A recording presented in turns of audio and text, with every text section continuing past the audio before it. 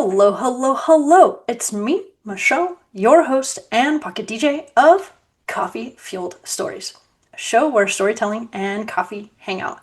This month, we have a very special bonus guest, Amanda Headlee. Hello, welcome to the show.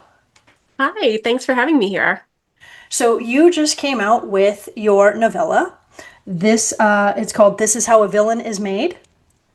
Yep. Would you like to let the listeners know a little bit more about you and this story, and then we'll just like deep dive into it?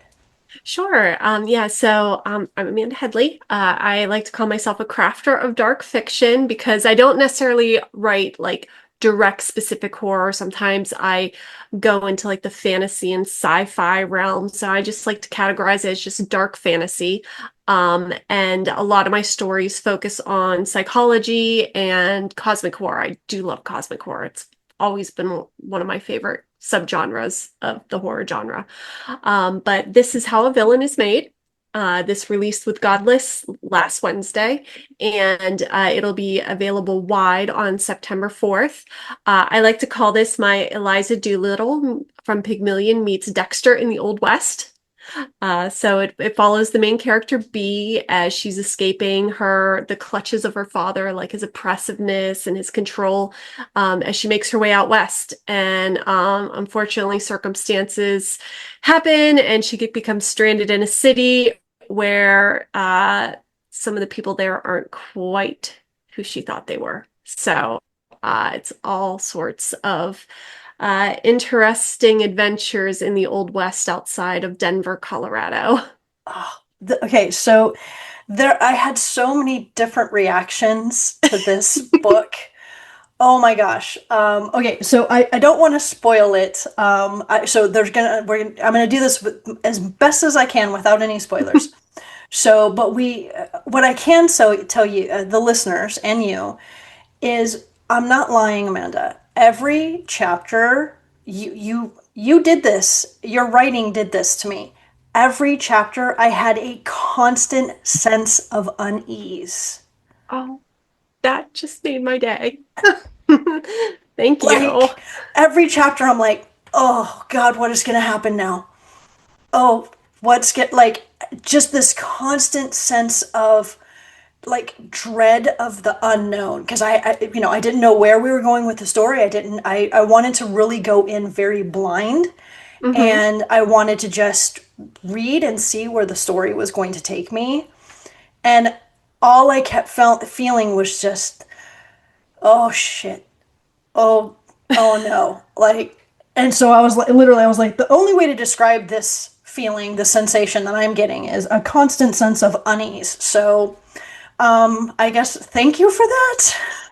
And that's like, I wanted people who read this to feel uncomfortable because it is a story about women empowerment. It is about women finding their voice. And, in talking to a lot of my friends who are guys, they don't understand the general walking down the street, going to our car. And so I really wanted to embed that in this book so that when you read it, you got a sense of that unease that we women inherently feel in our everyday life. Yes, that's exactly from the starting with the train. And again, I don't think I'm giving anything from the Mm-mm. train to the stagecoach to the like the whole time, you really just had that thread of unease and just constantly like being aware of your around surroundings and just that awareness, that situational awareness that we have to have. And it's Mhm. very frustrating because I don't know about you, but sometimes it would just be nice to not have to have that. Yes. Yeah. It would be nice for me to be able to walk my dog and not look at every single person that is in my vicinity so that I can instantly tell if they're a threat or not. Right, I Like, I know. just want to go for a walk and listen to my music. Right. Like so you did a great job with that. Oh, Well, I thank you for guess. validating that because that was like one of the big things I was really hoping would come off, that it was just you were uncomfortable the entire time. Yes, just with So I did have certain elements of delight. There were certain things that did change that unease to delight. And when you mention William Blake and the tiger and the lamb, okay, I love me some Blake. I know, right? I'm wearing my Poe shirt today because, I Poe, Blake, I mean, and I have a mug. I'll need to send you a picture of it, but I got it at the Keats Shelley Museum Oh, in Rome. And ooh. it's a William Blake mug, and it's the tiger, and so it has his drawing of the tiger, and then it has the poem on the side. Oh, that's fantastic. And it's seriously like one of my favorite mugs. I love that. So I'll have to send you a picture. And so even though it's a Blake mug, they still had the romantics Hmm. at the museum. And so Mary Shelley was also there. It had all kinds of Mary Shelley paraphernalia, and I literally I cried. I Oh, cried looking at Mary Shelley's writing slope. And they oh. had Frankenstein. They had an 1818 press. Yeah. So anyway, we're segueing from your book, so I apologize.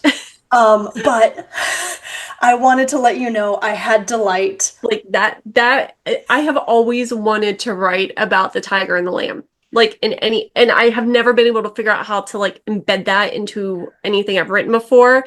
And it was just like it just naturally came and I'm like, I'm going for it. And then like, when it comes back again, I'm like, Yes, oh, this just wraps it yes, up. yes. I love how you did that. You introduced it, and the reaction again, without giving anything away, the response.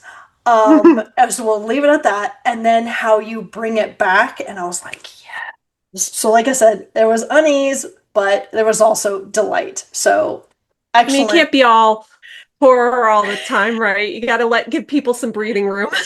Thank you. That's where I'm going with this. I was like, thank you for giving me moments of delight. This this was heavy. This was intense. This one, pun intended, it got me in the stomach. Like it had a gut punching. Just so. Oh, yes, ragey. I was very ragey at times. Again, without giving any moments away. But I have an odd question for you, Yeah. because you do reference some things. So, have you ever seen an autopsy in person? Uh, no, technically, no. I used to be an EMT. No way. So, it's like even though I'm not in the hospital settings, I got a lot of firsthand experiences of insides. Um, but I did study anatomy in high school, and a couple courses in college. So a lot of that I just really leaned upon what I've learned in my past. I would love to go to like an actual autopsy someday. It's kind of at one point in time in my life, I thought about either being a pathologist, Hmm. um, but I knew that I had I'm just going to use this number, 85 years of school, and I was like 18, and I was like, you know what? I don't know if that works for my schedule right now because I was busy going to Hmm. Hollywood, hanging out with my friends who were in bands, and so I was like, I don't know if I'm ready to commit to this yet. Yeah, it's a big commitment. It's It's a a big big commitment. commitment, really big commitment. I was having the time of my life, and so I was like, I don't know if I'm ready for this yet. And then at one point, I actually thought about getting into to. I had a friend whose best friend was a mortician, and I thought maybe that's what I could do. And I was in the it was so I was in the Air Force, and I was ending my career in the Air Force was coming up, and so I was like, what am I going to do with my GI Bill? Do I go back to school? Do I go Uh-huh. study to be a pathologist? Do I what do I do? And then his friend came and visited, and she was a mortician, so I had a very long what do you call those informational interview. And then after talking with her, I was like, nope, I don't want to do that either. But I am fascinated, absolutely fascinated with the human body. I just like the drawings, like Da Vinci's drawings of like Oh yeah. anatomy. Oh my God, I have those books. Do you have those books? Oh yes, I definitely they are down there in the bottom corner of my bookshelf. You might be able to see them down there in the bottom corner. There's a bunch of old Right? books. Oh my God, just yeah, they're gorgeous, and he was very respectful of the body, like, and Hmm. I love watching pathology shows because they speak for the dead, and I think that that's very Yes. poignant. Yes. Yes. Yeah, yeah, and they want to find out what happened, and they try to solve that situation. Right. So I very much respect that career in that field, and EMTs too. I mean, good Lord. I mean, It God, was there's a reason why I'm not an EMT. I had a feeling. I had a It's feeling. not so much like helping people, it's the external factors that go along with it. And um yeah, I have some stories, and it's like when nearby precincts start handing out bulletproof vests, I'm like, nope, that's where I cross the line. I I'm done. and so When my that safety's in danger, I'm not doing it. totally. So is that Yeah. how you got into writing, where you're like, you know what, this is a good time for me to start writing now? No, actually, I've always written, and like I was just talking about this the other day. It's really funny because like my whole family, they're like, you were always a writer. You were always writing. You were always off in the corner scribbling down something somewhere.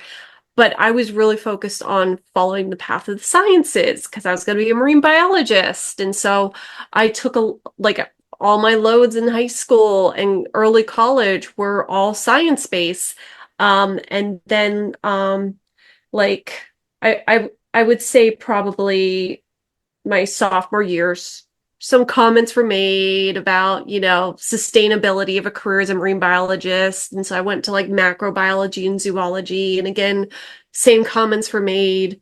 And I think it like took the air out of my sails. And so I'm like, then it was, oh, well, you always like to write. And I'm like, okay, how can I merge my love of writing and science? So I started like looking into technical writing, and yeah, love technical writing. Love it, love it. Give me a good SOP to write. I am so happy. Oh my God. That's that's what I do. My handle is SOP lady. Like my nickname Oh at work was SOP lady. my Like that's gosh, my you're nickname. amazing. I That you love are. that. You are. Like they would come by and they're like, "Here comes the SOP police." And I was like, "No, no, no, no. Oh, I'm SOP lady." yes. Yes, I'm Yeah. here to police your SOPs, but I'm SOP lady. Yes. I will audit you on those Oh SOPs. my Like, gosh, I love auditing people's SOPs. You just pull out the red pen and you're like, you didn't start with the verb. Oh, okay, so this could be a 5-hour conversation, I know, right? We but could totally go off.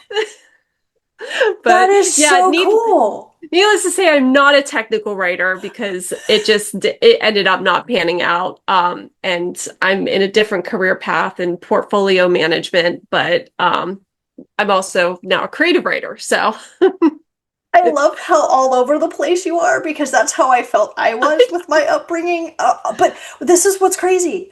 I always wanted to be a writer. I just always wanted to be a writer. oh, And I was terrified to go into the sciences because I sucked at math. I really sucked at oh, math. I am horrific at math. You don't need math in SOPs. Hello. No, you don't. You No. don't. I love. Okay. Can I just say, I like seriously, wow. Okay, I feel so validated today. Right. There's someone else out there like me. I'm not I the know only one. it's kind of hard in like my day job now because I shouldn't be writing processes and procedures, but like I keep trying to find my way to weasel myself in, and then people are like, "Will you just get out of here?" Oh my God. I know it's so hard, right? Like I see Hmm. if somebody's like I don't know about you, but like if you go to a restaurant or something and you see somebody doing something and I'm like there's a more efficient way to do that Right. and I can help save you money. Yeah, The waste I see. I I'm know. like there's so much waste. You're wasting so much Yep. money. Yep. You don't need a 30-page SOP. No, you don't. No, you don't. 1 or 2 pages tops. PPE, Right. right? PPE. Oh my God. when I see somebody who wrote like a 28-page SOP, I'm like, what are you doing? Like, I that's a know. I'm like, report.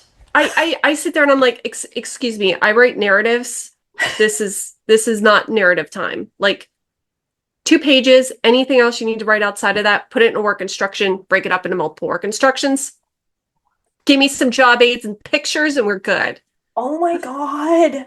You are speaking my language. I know. I'm like, okay, here's a user guide. This is the work instruction. Here's the SOP, which is your hierarchy. This is the document control system. Mm-hmm. This is what manages everything. Right? Everything lives here. We have QR codes. If you need to know something, just scan the QR code. SOP pops up. Boom, there you go.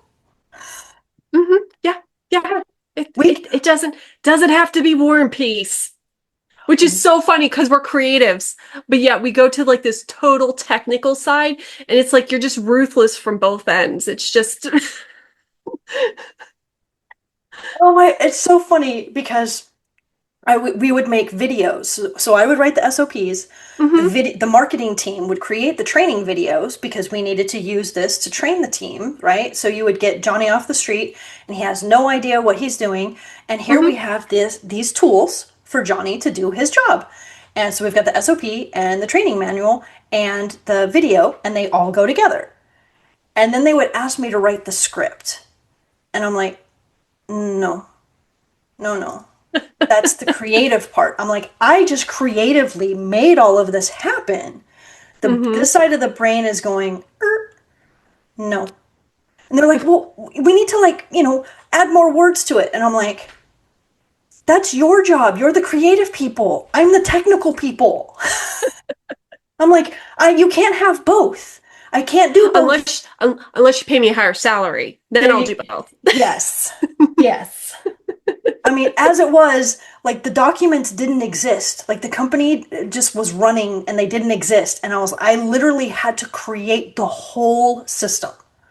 And so I was like, this is my creative sphere. And this is Yeah. what I give you. Yep. You Yep. take this and you make it look pretty and you make it sound good.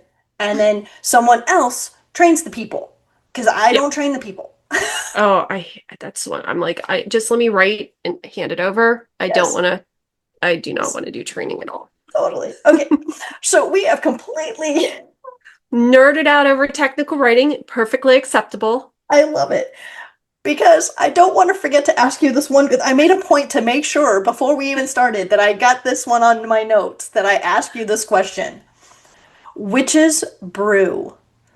Oh, Uh, we are it's drinking that right now.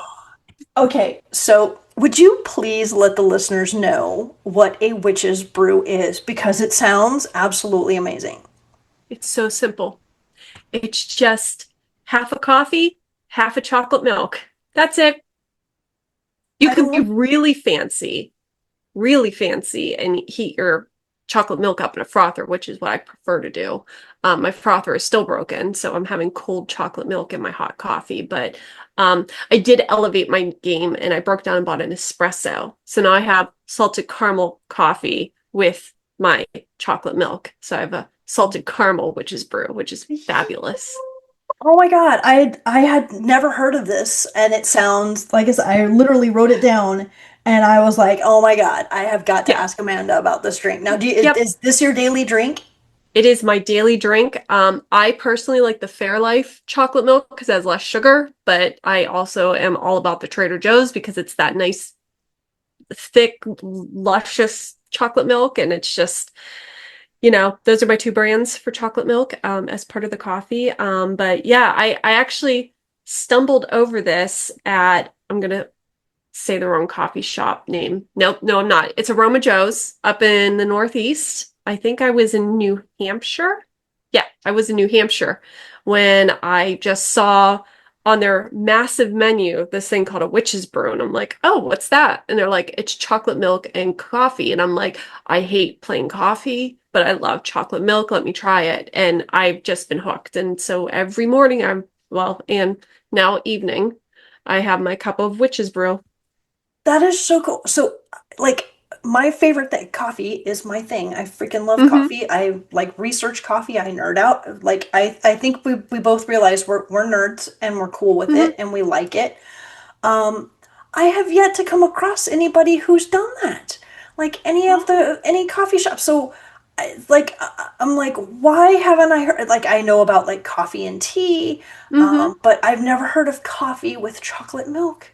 I've never Yep. heard that. It's fantastic, and I get cranky when I don't have it in the morning because like I don't like creamers. I'm not a fan of throwing milk in my coffee.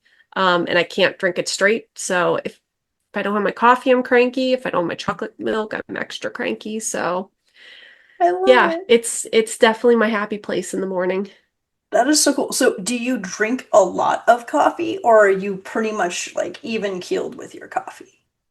Um, I think a cup a day. Today I'm having two because I was up late last night working on a project. So it's like for this, I'm like, I need a cup of coffee.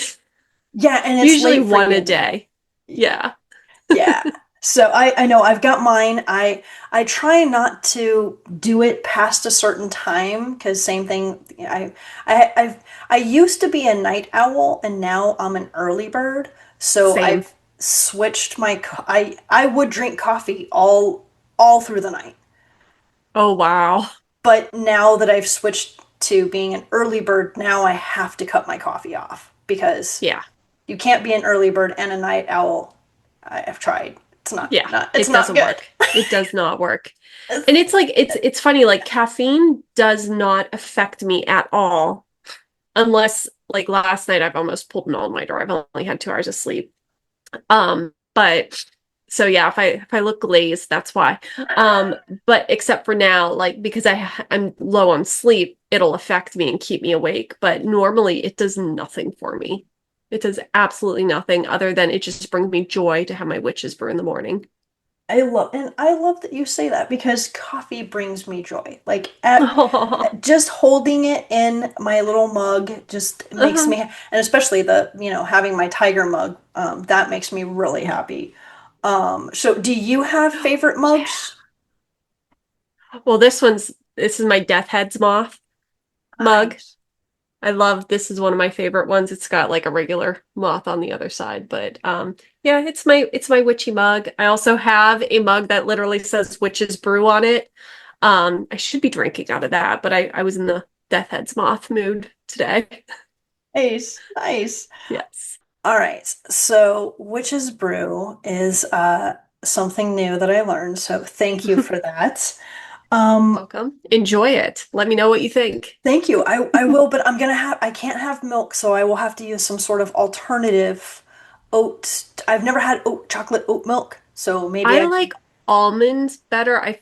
I find oat milk too chunky, if that makes sense. It can be, yes. Yeah. It's kind of it is thicker out of all of the alternative milks. It is the thicker of the Yeah. alternative milks. Yeah. I, So, I did see that they did have a pistachio milk that I really want to try, but I don't feel like paying $9 for a little tiny bottle. right. I know. I remember when Oh, Nut Pods first came out, right? I think that's what it was, I Nut love nut Pods. pods. I Yeah. love Nut Pods. I know, right? It's so Yeah. crazy. I remember like all of these like way back when, because again, like I can't have, real milk. And everybody Mhm. was just like, "Oh my God, you're trying to be so trendy." And I'm like, "No, I'm not." I was like, so here, you want to hear? I got a horror story for you. I'm going to share a horror story. This is a little baby Michelle horror story. Oh no. So, I don't have a milk allergy because that would be like somebody having a peanut allergy. Like that is like death inducing. I don't have an allergy. Mm. I just have an intolerance. So, and my mom didn't know this. So Hmm. obviously, she had me, little baby, and, formula, giving me milk. And then I literally broke out in a rash from head to Oh. toe. My mom said I was just this little naked baby just running around because I just was Oh. miserable, covered in this horrible, horrible rash. And Oh, that's awful. they come to find out I can't have milk. So my mom had goat's milk delivered. Okay, this Oh was my in goodness. 1970. Okay, 1970. I'm sharing my age here. 1970, the milkman was delivering goat milk. Goat milk. Goat milk. Blah. Um, but apparently I had no It problem with worked. goat milk, so my little rash disappeared. But Oh my goodness. so I was like, where were the alt milks back in I 1970? know. Right? I know, right? So I'm like, take that. I'm not trendy. I'm not No. trendy. I'm not just trying to be difficult. So, have you ever gone to a coffee shop Mhm. and I don't know, have you ever gone to a coffee shop and they made you feel like you were being difficult and that like you were troubling them? Yep. Yeah. Yeah, Yeah, you got because one of those like stories? because there was like a couple years ago I was doing FODMAP because I was trying to figure out why I was actually getting hives and then I was just like violently sick all the Oh time. my So I gosh. was trying to like cut out all this food. So like I did and actually like the gluten thing is real. I just don't care. Like I get massive headaches with what I eat gluten here in the US. Overseas I'm totally fine. Here makes me deathly ill. I still eat it because I love it.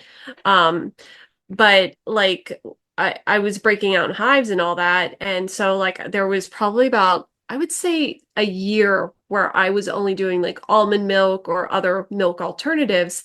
And I don't like a lot of sugar either, chocolate milk aside. Um, so like all these drinks that have all the sugars in it, I'll if I want something sweet, I'll say, can I just have a half pump or one pump? Like you know how they'll put like five pumps in a medium. It's like, can you just give me one pump? Yeah. That's it. And it's like I just went up and I'm like, I want a hot latte, even though it's in the middle of summer, which you get looks for. I'm like, I don't like cold drinks. I'm like, I just want a hot latte. I think I had almond milk, not oat milk, because I don't like oat milk. And I'm like, and then just half pump of your cinnamon syrup. Well, we don't have cinnamon syrup. And I'm like, okay, cinnamon flavoring? Well, it's like cinnamon bun. And I'm like, okay, just a half pump. We do full pumps. And I'm like, okay, just one then. There's five that go in that size. And I'm like, just one. I have to charge you full price. I don't care. Just, please. I know, it's not on the pre-made menu Right. and all this stuff, and I'm sorry. Why in the US do we have to put so much sugar in everything? I wish you could a la carte flavor shots. I mean, I know you can, but I mean, dictate. I want one or two. I love that you said that because I feel the same way too. Okay, here's an example. I went to go visit my friend in Rome. I was there for 5 weeks. I ate like you wouldn't believe. It's Italy. It's amazing food. It's pasta. It's bread. It's pizza. I lost 7 pounds Yeah. on vacation because Yep. I ate healthy, natural, not processed. Everything was local farmed. It was, and you walked everywhere because you could, Yeah. but like, I don't understand why the food is it's like, yeah, Everything's so overly processed here and full of yes, sugars, and it's just yes, like I hate grocery shopping because it takes me hours. Like I've right, gotten to the point where I only eat the same things now right. because I know what's in them. Because I was like, because half the, and with me, I have to put my glasses on, and I'm like, okay, so does this have sucralose? I can't have sucralose. Me Does this either. have, Can't eat that. right? And FODMAP. So the fact that like the FODMAP is, and that's only a temporary, like it's not like Hmm. a permanent diet. Like I don't know if most people know this, but like FODMAP isn't meant to be sustainable. It's literally No. to kind of reset your body, your stomach, your gut, right? And then to kind of Yep. regulate and figure out, okay, what can you start eating now? So like Yeah. FODMAP is just a time. I like to call it like the It's SOP it's of a it's a eating. time box. That's exactly what it is. And it's not an end all be all because actually I have an appointment on Wednesday because I'm still getting flare-ups and feeling sick. So Which is so lovely. crazy. Headaches and hives. I so you said you ate. you were able to eat the things overseas, Hmm. but Oh man, whenever not I'm over here. in like Switzerland or Ireland or anything like that, I pig out. Like it's like carbs, there's not enough carbs over there. And I just want to eat them all. And then I hear and I'm like, ugh. Right? That like isn't that mind blowing? Like that's so Hmm. it's sad too. I know we could probably have a 5 hour conversation about that too. Yeah, I could go on about this. I know I could too. I could too. It kills me because like I said, I'm like, why does it have to be so difficult? Why is our food so processed? Like, why is there so much sugar in our food? Like, why is it I so? know.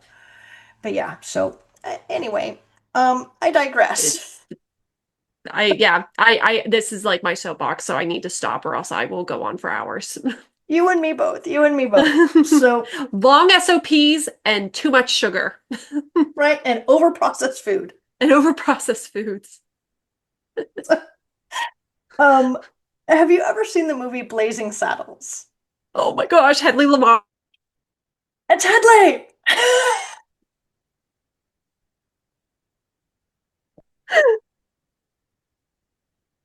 Oh my gosh. I can't tell Oh, you how many people always are like Headley Lamar, and I'm like, yeah, no. okay.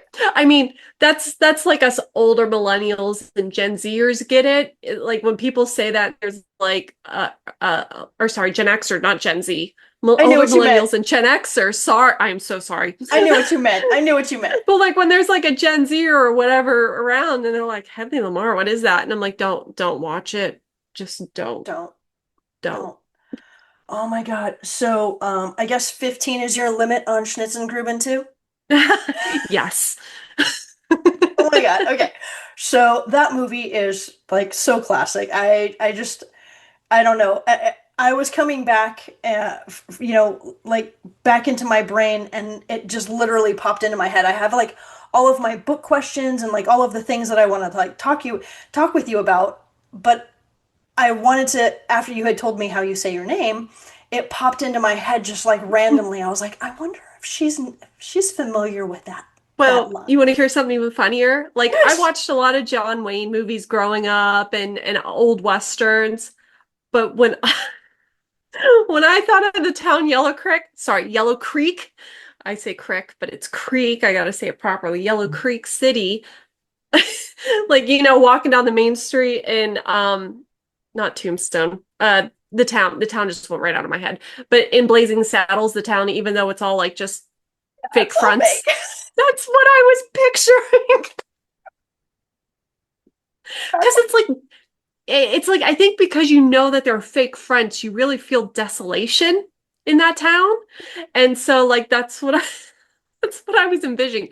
Obviously not as colorful, but that's what I was envisioning when I was writing this. that is hilarious. Like the movie, like I don't know. I grew up, so that was my father's favorite movie, and so Oh, we had it. I want to say we had it on VHS way back when, like when VHS first came out, and we saw that all the time. Like it got to a point where my mom didn't even want to watch it anymore. So my dad would just watch it, and he would just put it in, and he would just hear him laughing. Like he would entertain himself, and I started watching it with him. And then, he and I kind of had like this, we would literally, want some more beans, Mr. Taggart? Like we would just throw out lines and we would just start throwing lines to each other. And my mom didn't get it. Like she's just like, you guys are weird. And we're like, it's Blazing Saddles. What is wrong with you? Like, I do. See my dad and I, that was us with Monty Python and the Holy Grail. okay. Actually, like a couple weeks ago, we literally were on a group text with my mom and my sister and his sister, my aunt, and him and I just start going back and forth like, your mother was a hamster and your father smelled like elderberries. I would love to be able to just send a message to someone and I fought in your general direction. Like so somebody knows what I'm talking about in a text. Ah. And I think it started because he was like talking about his one friend and we're like, oh, what's your friend's name? He's like, they call me Tim. And I'm like, oh God, here we go. All right, it's on.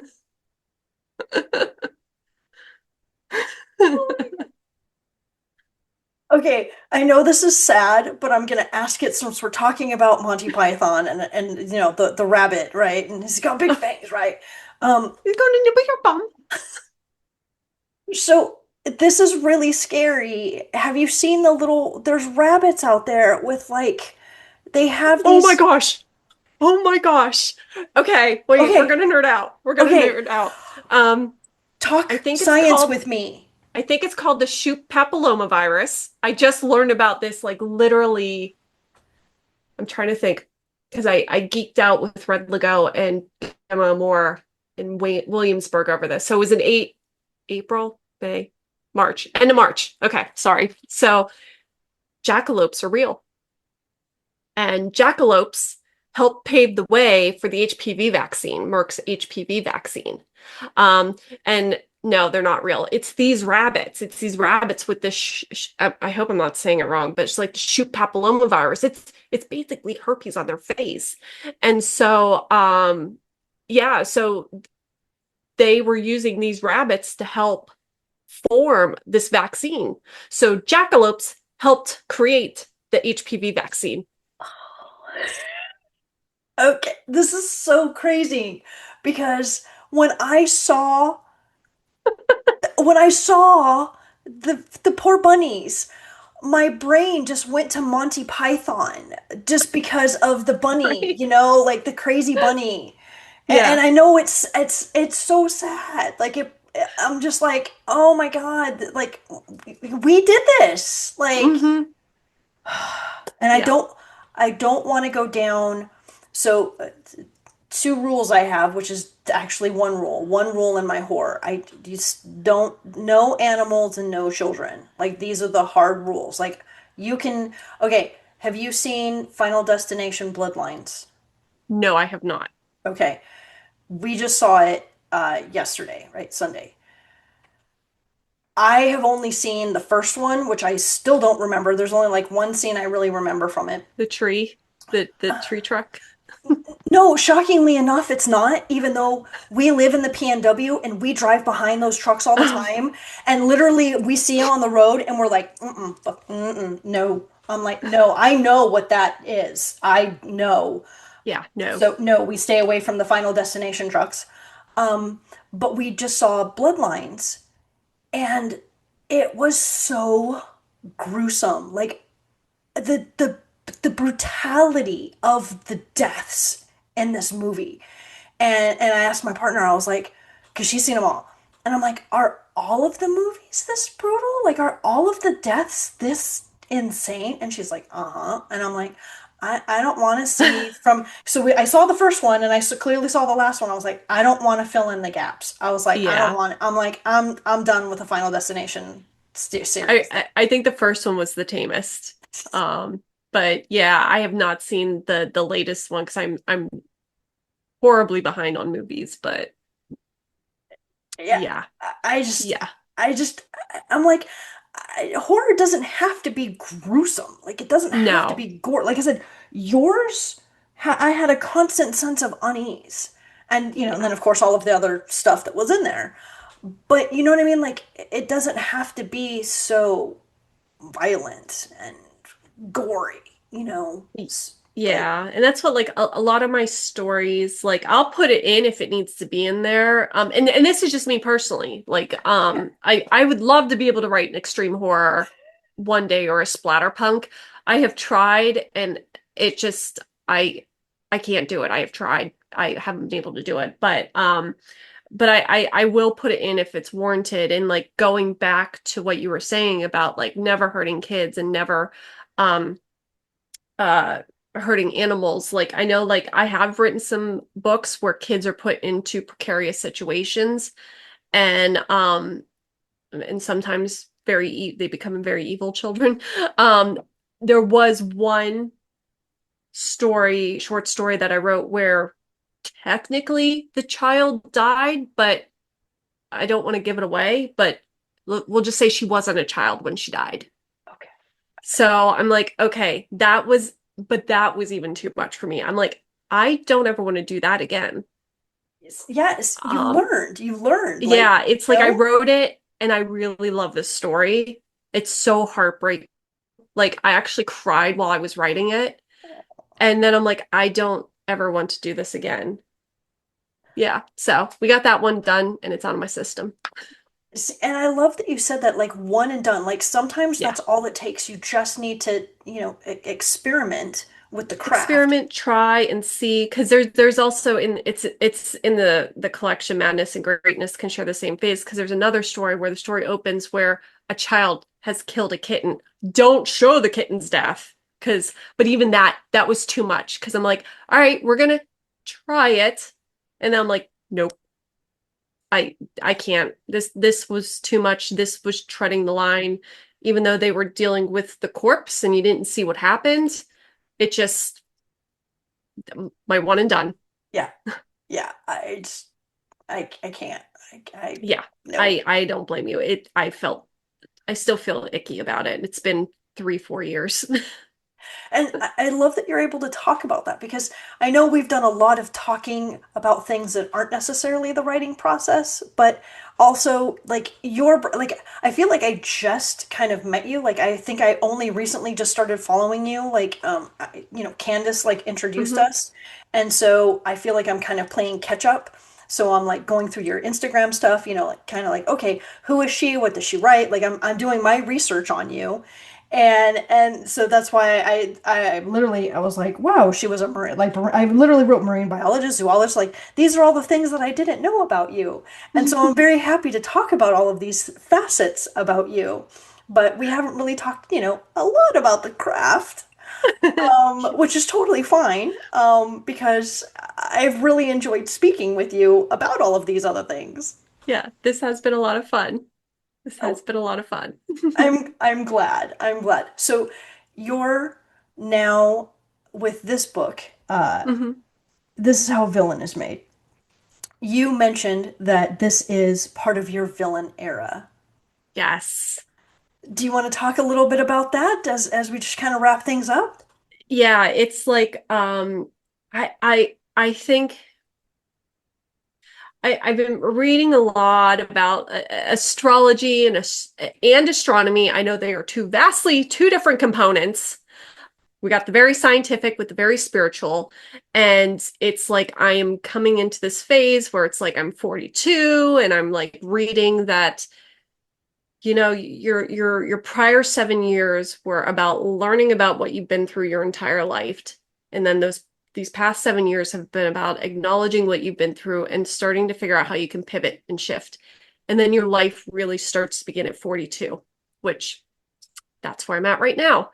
And so I feel like leading up to this book, which I started writing into 2022 into 2023. And this book has morphed from a very short story to a novella.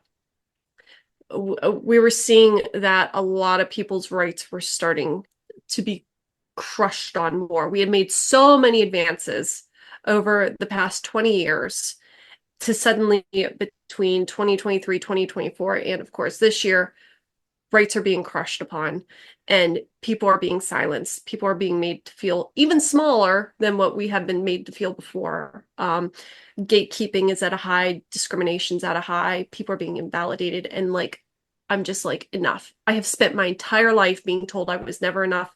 I was a disappointment. I'll never be anything. And I'm small and I just need to go. Friends suffer. And I'm like, this is my rage. I'm just absolutely raging. It's a quiet rage, but this book is all about this unbridled female rage of I'm a woman and I'm not being silenced anymore. And so that's how this came to life. So, okay, the cover. I'm assuming the fact that you can't see her mouth is Hmm. intentional. Yeah. And Okay. actually it's this cover, like I'm just staring at it because this cover means like so much to me. And like with Dawn Noble created the cover, who is an absolute genius. he every time I look at this cover, I just want to cry because the woman on the cover, I think I sent a picture of the dress that I used to kind of inspire the story because B wears this dress, this yellow dress has a lot of significance. I sent him a picture of that and I just said she has wildly brown curly hair. And I saw this and this woman looks exactly like one of very close female friends. And like she is nothing but a light in society. She is so empowering. She is so much about women's rights and equal rights across for everybody, people of color, BIPOC, LGBTQIA. She is someone who is always at the top screaming for equality. And like towards this. And when I saw this, I'm like, oh my God, this looks like, and I'm not going to say her name because she would not be happy with me, but I'm like, this looks like so and so. I can't believe this. So that this like cover means so much more to me. And again, like the one thing I did say, she can't have a mouth because she is B is being silenced, and the book is about her fighting against being silenced. So, okay, when I started reading, and because I looked at the cover, um, and again, I had that sense of unease. And as I was reading the book, I just kept thinking, oh my God, like, is, like, how do I say this without just like being gruesome or like giving anything away? I was afraid that something was going to happen with her mouth in the story. And so every time like she would come on the page and something would start to happen, I would be like, oh God. Like, Here it comes. I'm like, he's gonna sew her mouth. I'm like, I don't know what's gonna, I'm like, are you gonna cut her? Every time I just constantly had this, and this was probably because I have way too much horror in my head, but I just kept thinking, oh God, literally, oh God, what's going to happen to B? Because she has no, you know, mouth on the cover. And so I just kept thinking, oh, bad things are going to happen. So, Yeah, that actually crossed my mind, but as horrific as a character as said person is, the antagonist, he is a gentleman and he would not do that. So I couldn't do that. But there was one point I'm like, should I? And then I'm like, no, that person would never hurt her like that. I'm glad He that, would get close to hurting her, but not he wouldn't go that far. yeah. I forget, I think I can't remember if it was I think it was Beetlejuice. Like one of the scenes where like they Oh, slap the yeah. so like I said, I kind of had I was like I don't know how this would happen, but like like I said, I just had these horrific scenes in my head, so I'm glad that didn't happen. Yeah, it's just a metaphor. Yes, I was like, okay, we just have this just keep this in mind. Yeah. Don't take it literally. So Yeah. I had to keep Yeah. telling myself, don't take it literally. Um, that being said, Amanda Headlee. Are you going to be doing any book signings or any events? Where can people Oh find out my, more about your book? yes. I have a lot going on. I have all my events posted at my website, which is amandaheadley.com. It's also in my newsletter, which issue just went out this morning. Today's Monday, right? Yes, today's Monday. It went out this morning. But yeah, I have a bunch of events coming up. One big one I'm excited about at the end of September is a dual signing with Kat Silva, who wrote Where the Soul Goes. She wrote an ace-centric book, which my book's an ace-centric book. It's just not loud that it's an ace-centric book. So yeah, I'm looking forward to that. That'll be at Vortex in Columbia, Pennsylvania on September 27th. I think it's the last Saturday of the month. So, but there's a bunch of other events I'll be at all on my website. Very cool, very cool. Well, I want to thank you so much for your time. Thank you for nerding out. Like I said, I know Yes. we could have 20,000 conversations about so many different things. Yeah, yes. Thank you so much. I really enjoyed this conversation and I love talking about SOPs. You just made my day. Like you have no idea. So thank you so much for that. The way that I ask the guests to sign off the show is with a go forth and be magical. Would you please say go forth and be magical to wrap us up? Oh, absolutely. Go forth, be magical.